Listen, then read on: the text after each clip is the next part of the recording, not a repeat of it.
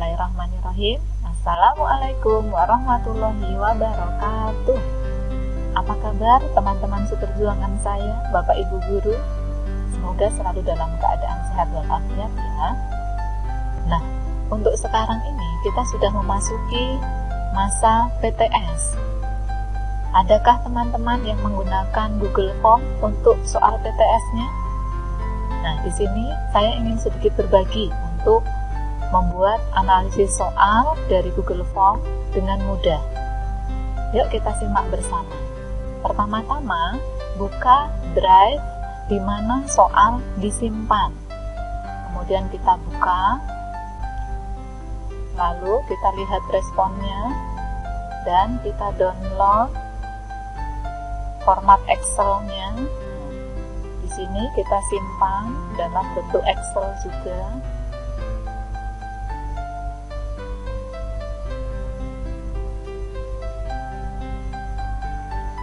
Nah, di sini kalau sudah masuk ke folder download, kita bisa buka.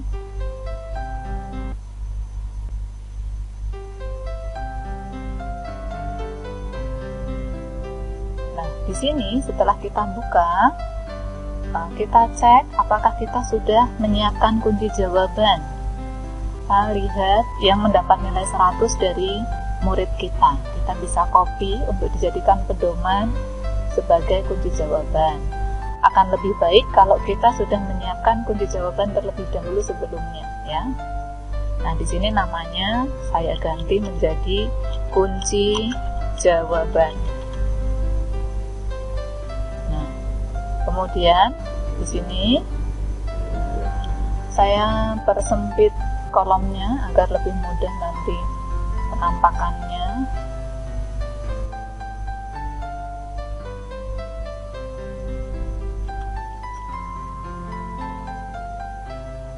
Nah, jadi terlihat seperti ini. Sini kita lihat bahwa jawaban anak dimulai dari kolom F3, sedangkan kunci jawaban ada dimulai dari kolom F2. Nah, karena jawaban anak dimulai dari kolom F3, maka saya mulai memasukkan rumus untuk membuat analisisnya di baris ketiga juga. Di sini rumusnya kita pakai if, kemudian eksak. Nah, di sini teks 1, teks 2. Ada perbedaan dari beberapa perangkat. Di sini ada yang menggunakan koma, ada yang menggunakan titik koma. Nanti bisa dilihat dari perangkat masing-masing. Apa isinya untuk teks 1? Teks 1 itu kita isi dengan kolom di mana jawaban anak tadi berada. Kemudian teks 2-nya adalah kolom di mana kunci jawaban berada. Akan tetapi di sini, karena kolom kunci jawaban itu hanya satu dan tidak kita rubah, maka kita pakai tanda dolar. Ada di atas angka 4 ya di keyboardnya.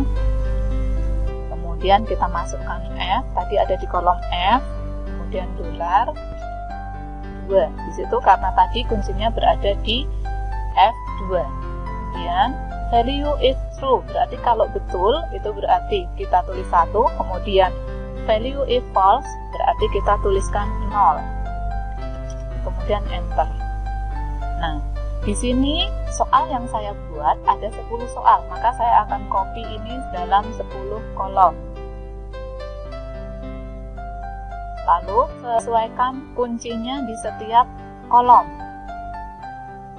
Yang pertama tadi di sini kuncinya F3, F2. Maka di kolom kedua di sini akan berjalan jawaban anak masuk ke G3, maka kunci jawabannya ada di G2. Maka kunci jawabannya yang tadinya F2 kita ganti G2. Cukup mengganti huruf F dengan huruf G. Jadi di sini harus sama antara kolom jawaban dengan kolom kunci. G3 berarti di sini juga G, tapi tetap 2 karena di sini kolom kunci ada di baris kedua. Kemudian ini H3 berarti di sini H2. I3 berarti di sini I2. J3 berarti di sini J2. K berarti di sini kita ganti K. L di sini kita ganti L. Setiap selesai mengganti jangan lupa tekan enter ya. N berarti di sini kita ganti N.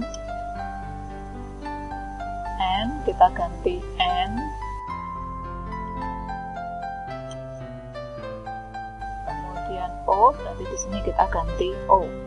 Nah, kalau sudah lengkap sampai nomor 10, kita bisa tarik ke bawah sampai semua jawaban anak tercover.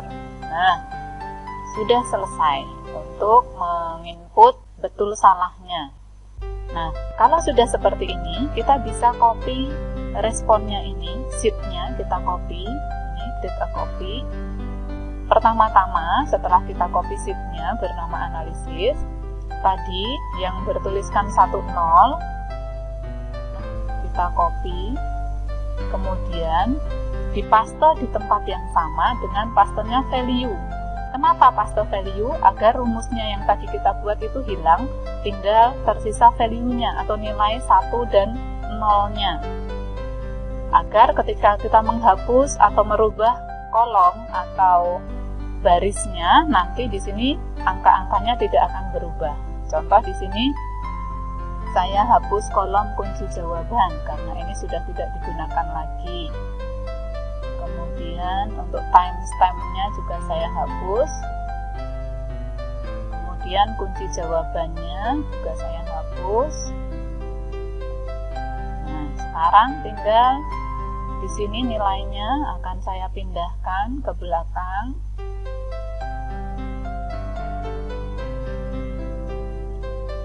Lalu saya urutkan, kita blok.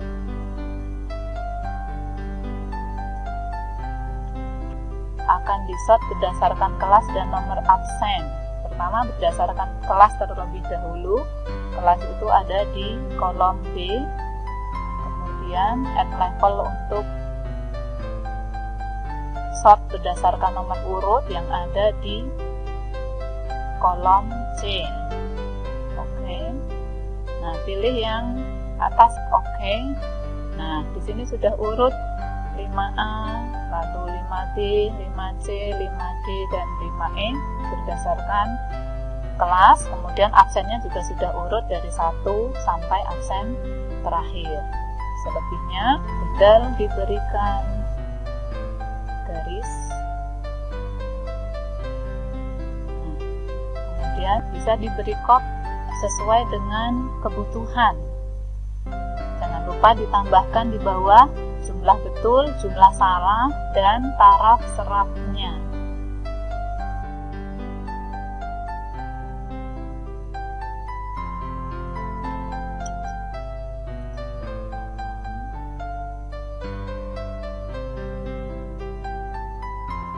Baik, seperti itu. Nanti bisa dilanjutkan untuk menambahkan jumlah salah, taraf serap, dan kop sesuai kebutuhan.